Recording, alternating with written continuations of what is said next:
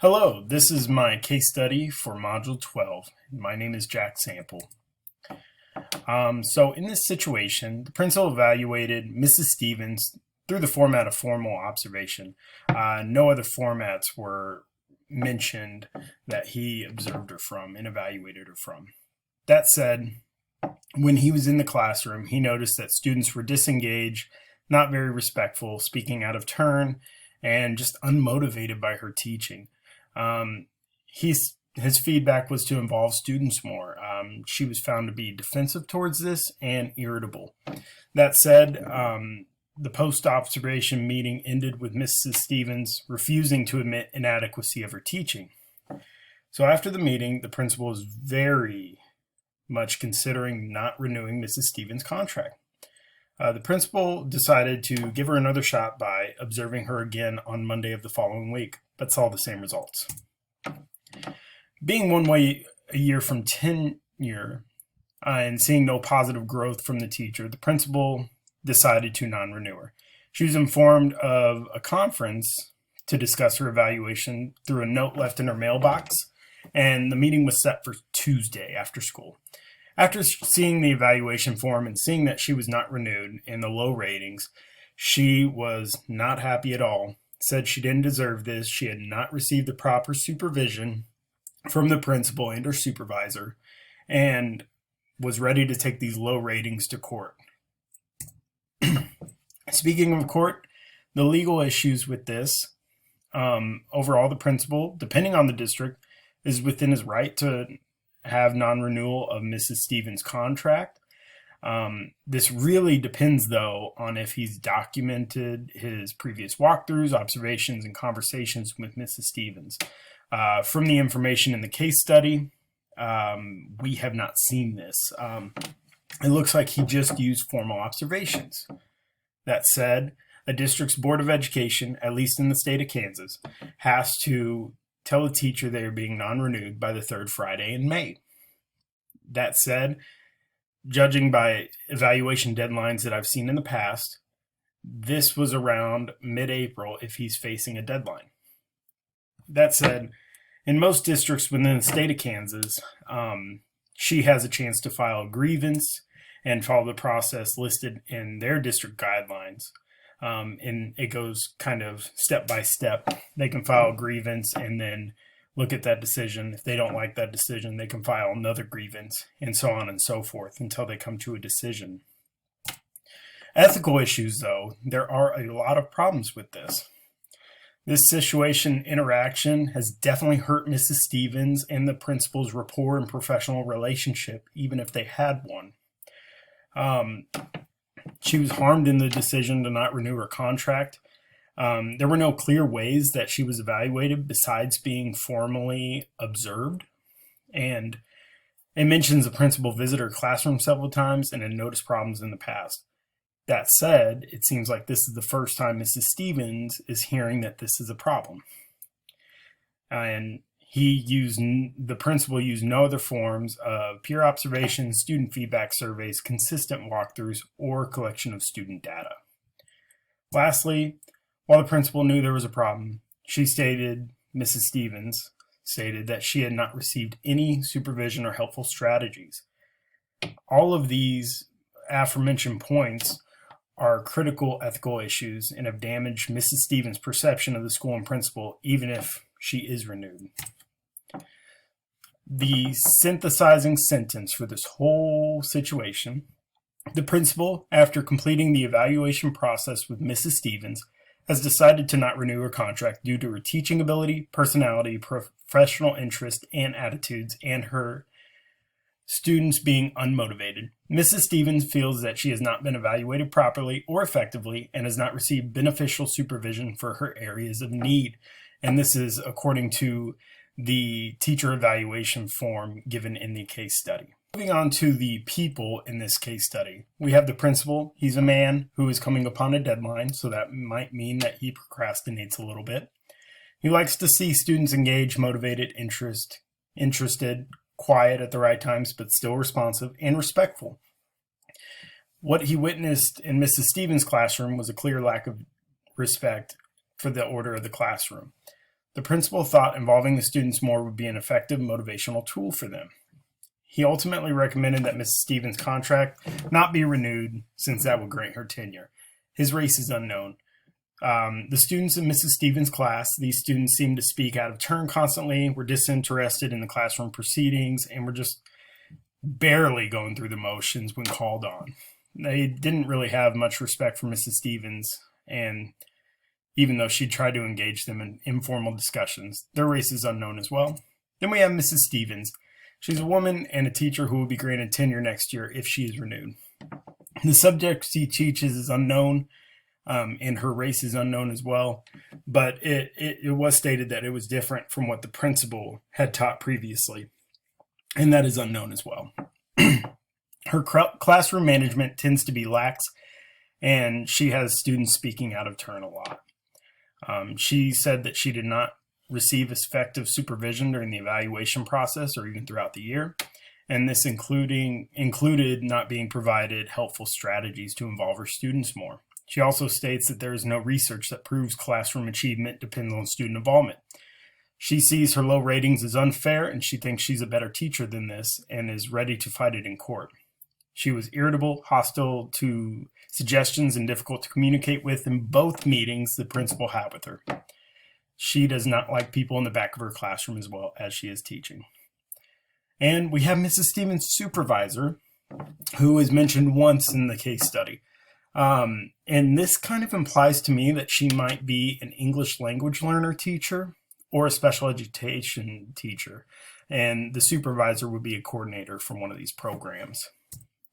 Place facts. There are many unknown parts of this section. We are not sure where the school is located, whether it's urban or rural, or even the physical condition. That said, in the beginning of the case study, the principal mentions he hired a fairly good group of teachers. This might imply that it's not extremely small.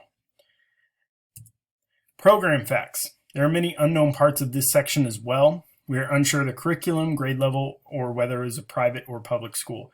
That said, as mentioned before, Mrs. Stevens had another supervisor, and I think this might mean it's an adaptive special education classroom or an ELL classroom. A review of the information. So this conflict could be extremely damaging to Mrs. Stevens' career. If a teacher is non-renewed, that needs to be reported in her next job applications for other school districts, and that could really be detrimental to her being hired. The principal's integrity is at stake as well, and this depends on the decision he makes. If he doesn't renew her contract without effective supervision or resources utilized, then it could make them look inept in other teachers' eyes. You know, everybody might think they're on the hot seat with a lack of information if he's not familiar with each teacher's classroom. But if he backs out of the decision, he could look like a pushover. And while you want your teacher or your principal to be approachable and transparent and build a good rapport with them, you definitely don't want a pushover. So, the only way to not damage the principal's integrity is to handle this situation very carefully. Also, if the principal does not renew Mrs. Stevens' contract, then it might give an undesirable community outlook of unfairness towards the teachers in that district. Mrs. Stevens' supervisor has not been contacted as well about the principal's decision, as far as we know. The supervisor needs to be contacted immediately. Also, the principal has not asked other teachers, like the Mrs. Stevens' department head. They could have some insight of what is going on with Mrs. Stevens' classroom or anything like that. While the principal should not try to use these opinions strictly to make his decision, it is always good to use your resources and gather as much information as possible. The fact that we only know that he used formal observations is unacceptable in this scenario, so he needs to gather more information from these people. Lastly, while the students seemed unmotivated and disrespectful, they have not been consulted with either. He hasn't asked what they're learning in class or whether they've learned a lot in the past or anything. He just sees what he sees. So it's all up for interpretation. and I'm unable to learn more about the situation. The principal can definitely gather more information in regards to this decision, though. A decision can be made, but a well-informed decision is always better. Next, we have the possible options and consequences. The very first option is not make a decision at all and take no action with this situation. This would result in Mrs. Stevens' contract not being renewed, but also a possible lawsuit in case the principal does not have enough data or information to properly evaluate her. And other teachers may also see the evaluation practices by the principal as inefficient. Number 2, work to gather more information on Mrs. Stevens in order to make the decision. Information would be gathered by peer observations, collaboration with her supervisor, student surveys, informal observations, and walkthroughs. This might also require a possible extension for the deadline of teacher evaluation due dates. That said, while gathering more information, the principal could provide useful strategies that would benefit Mrs. Stevens to see if she utilizes them and takes her professional growth seriously. Lastly, the evaluation form for teachers would be changed in this option. This could lead to insufficient progress for Mrs. Stevens, which would ultimately result in her being not renewed. Also, it would push back the time in the year so to hire a replacement. And as you know, there are less qualified candidates later in the year. The stronger candidates are normally hired earlier.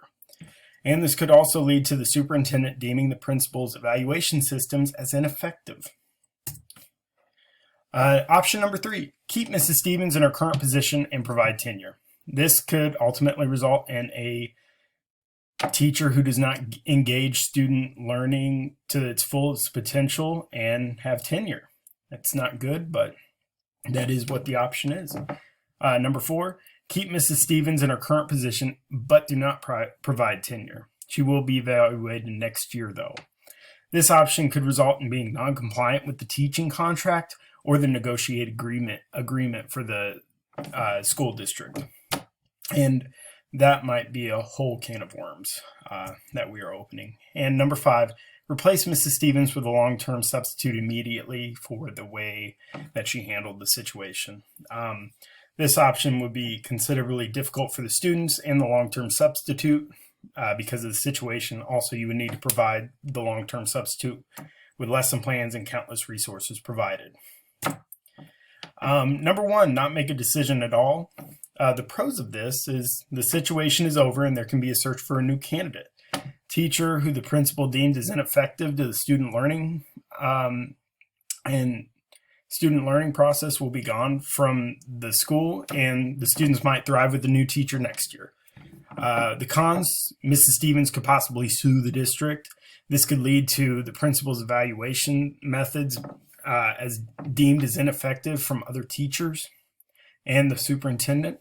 Other teachers in the building might see this as a blemish on the school's leadership integrity. And it could make other teachers feel as if they're on the hot seat. Like, am I next? What if he sees something in my classroom that he doesn't like in the few times he formally observes me? The evaluation form would still be in effect too. Number 2, the pros for this one is it gives Mrs. Stevens a chance to improve, gathers more data to make an informed decision. The principal is able to use more resources to gather that data. The ineffective form will be updated or changed, gives the principal time to thoroughly process the decision, and allows the principal to help with strategies. And it also gives the supervisor an opportunity to be a resource as well. There could be all kinds of guidelines going on in Mrs. Stevens' classroom that we don't know about. The cons for this, the superintendent might say no to the deadline. That could be a big one. The principal's evaluation practices might look ineffective to the superintendent, and this gives less opportunity to hire a well-qualified teaching candidate. The pros and cons for option number 3. Pros, Mrs. Stevens might have a chance to grow professionally throughout the years. It'd be slow, but the principal could work with her from now on, and Mrs. Stevens' rapport with the principal might be salvageable.